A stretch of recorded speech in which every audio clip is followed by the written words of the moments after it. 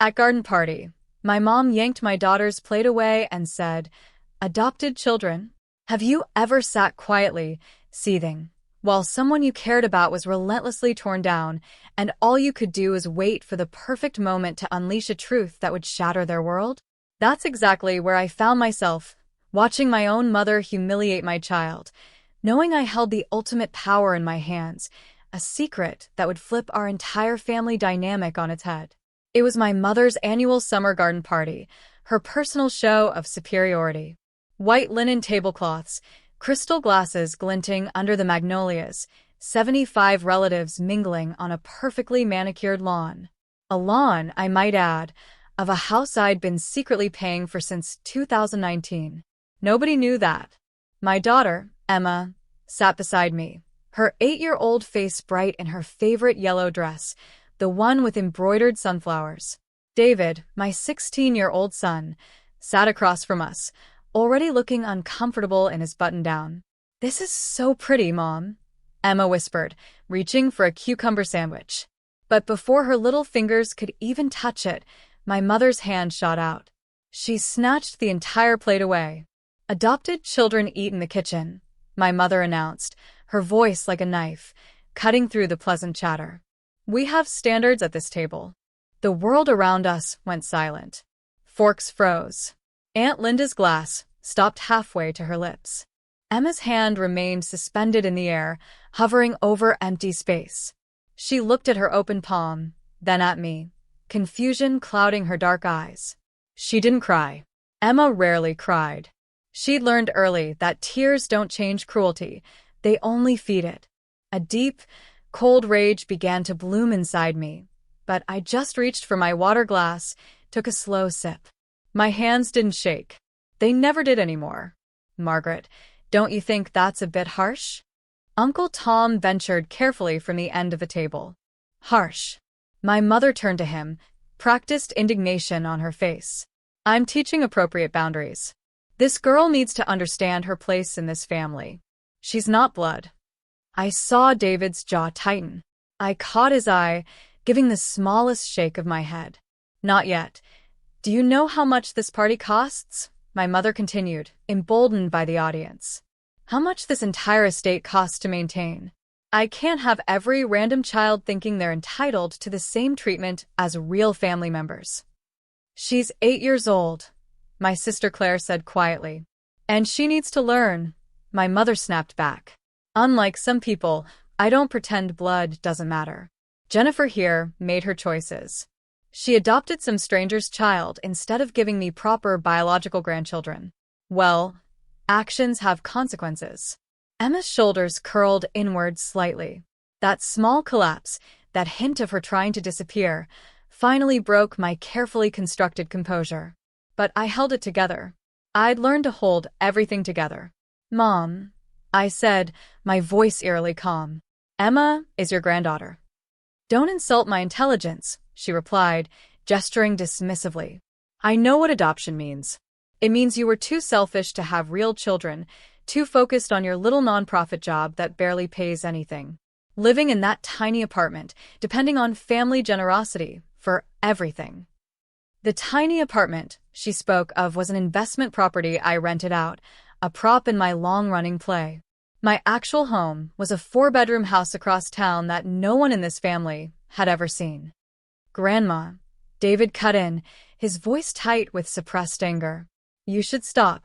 I'll speak how I want in my own home," my mother declared, warming to her theme. "I've worked hard for everything I have. I raised 3 children in this house. I maintained property values in this neighborhood for 35 years. I don't need lectures from a 16-year-old about how to run my household." The irony was exquisite. David looked at me. I could see the question in his eyes, the same question he'd been asking for 2 years, ever since he'd accidentally found the documents. "When are you going to tell them?" I'd always said, "Not yet. The time isn't right." But watching Emma, her small hands clasped in her lap, trying to disappear at a family gathering that should have welcomed her, something shifted inside me. I gave David the slightest nod. He stood up so abruptly his chair scraped against the stone patio, the sound cutting through the murmurs that had just started to resume. Grandma, he said, his young voice carrying across the garden like a clarion call. Should I tell everyone who really paid for this house? The color drained from my mother's face so fast I thought she might faint. Conversations died. 75 relatives turned to watch. David, sit down, she commanded, but her voice had lost its certainty. No, he replied, his voice gaining strength. You just humiliated my sister at your party. In your house. Except it's not actually your house anymore, is it? I don't know what you think you know, my mother began, stammering. I know that Mom has been paying your mortgage since Dad died, David continued, his hands shaking slightly, but his voice rock steady. I know that you were 3 months away from foreclosure in 2019. I know that Mom refinanced this entire property under her name to save it. Uncle Tom set down his fork with a clatter. Aunt Linda's mouth was agape. My sister Claire was staring at me, eyes wide with disbelief. That's not you're confused, my mother stammered, now desperate. I'm not confused, David said. I found the documents last year when I was looking for my birth certificate. Mom keeps everything organized, property deeds, mortgage statements, payment records, all of it. My mother's face went from white to a mottled red. Jennifer, tell him he's mistaken. I took another sip of water. He's not mistaken. The garden fell into an unnatural silence. I could hear the fountain 30 feet away, the gentle splash of water over stone. When Dad died, I said calmly, addressing the stunned table, he left significant debts. Nobody knew about medical bills from treatments insurance didn't cover, business loans he'd personally guaranteed. Mom was facing foreclosure within months. You told us you had it handled. Claire accused her mother. I did handle it, my mother snapped, but her authority was crumbling to dust. You called me, I corrected. You called me crying at 2 a.m, begging for help. You said you'd lose everything. You said Dad's memory would be destroyed if people knew he'd left you in debt. Uncle Tom leaned forward. How much debt? $473,000, I stated. Medical bills, business loans, and 18 months of missed mortgage payments with penalties. Aunt Linda gasped. How did your nonprofit job? I don't work at a nonprofit, I said. I own one. I'm the founder and director of Riverside Community Foundation. We manage assets worth approximately $200 million. My annual salary is $280,000. I also consult for 3 other charitable organizations. My total annual income is around $450,000. The silence was absolute. You could hear a pin drop. That's not possible, my mother whispered, her face ashen. You live in that tiny apartment. You drive that old car. You never have money when we go out.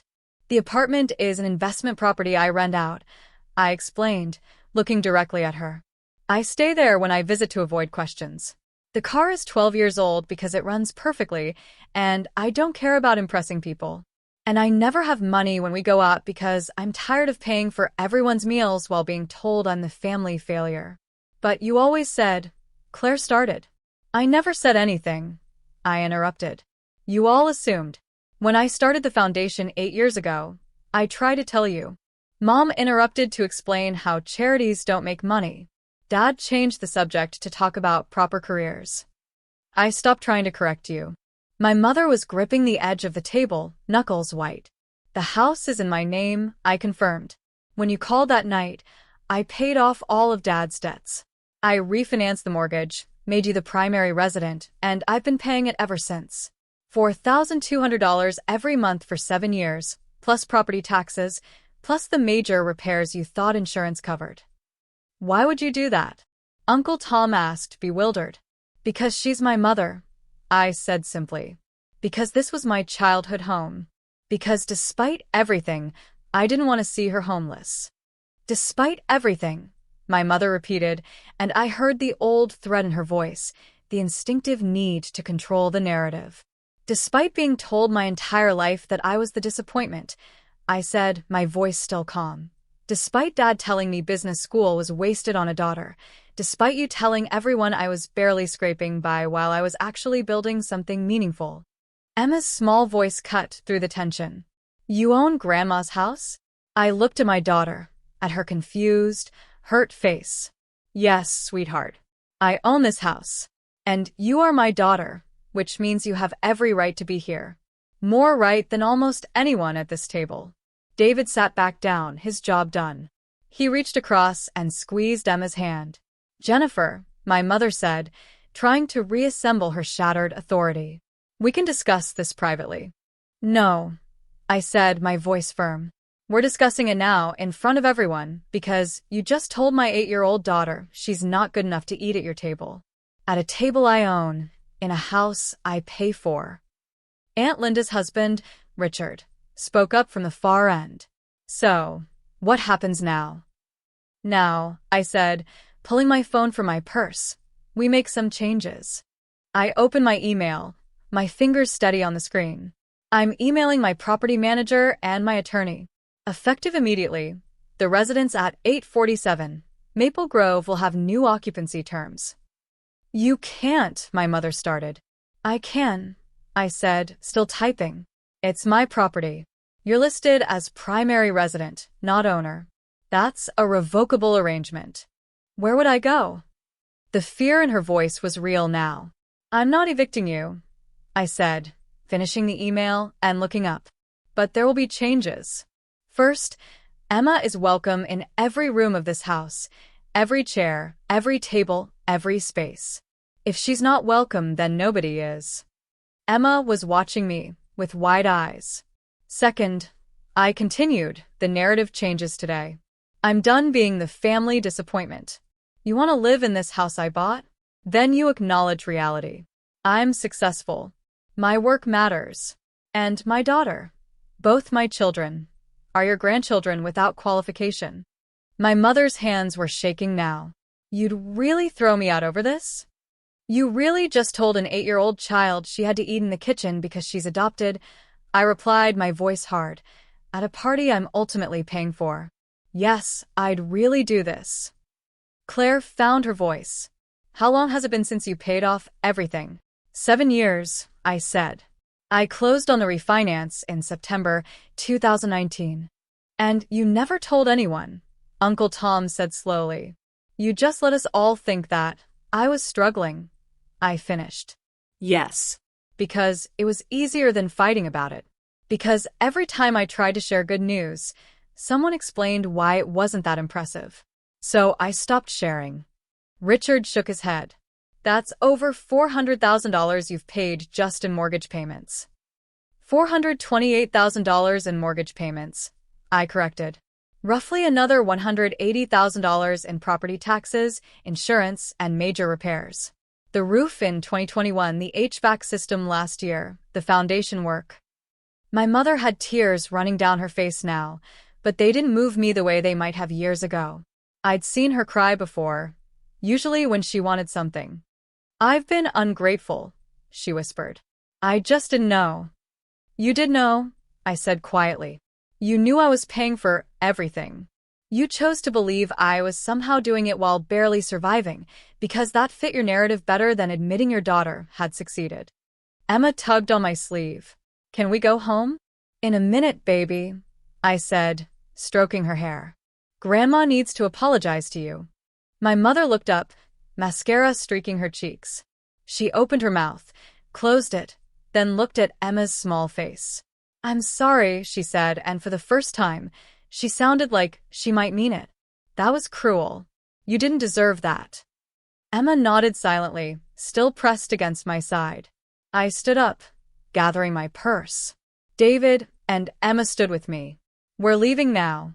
The party can continue. I'll have my attorney send over the updated residency agreement next week. Read it carefully, Mom.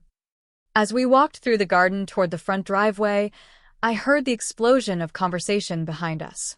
75 relatives, all trying to process what they just learned.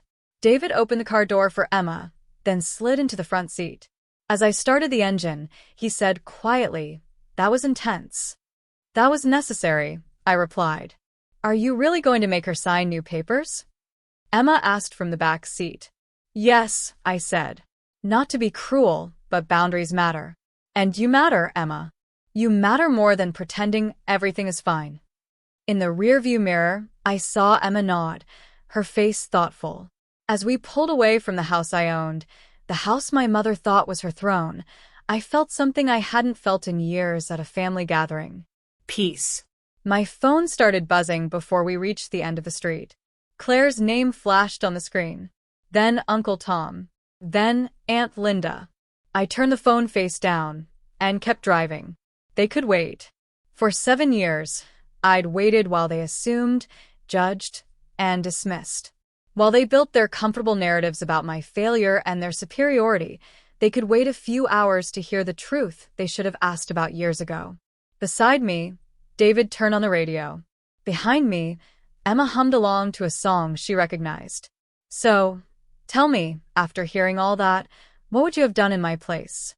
Would you have held on to that secret for so long? Or would you have dropped the bomb sooner? I really want to know what you think.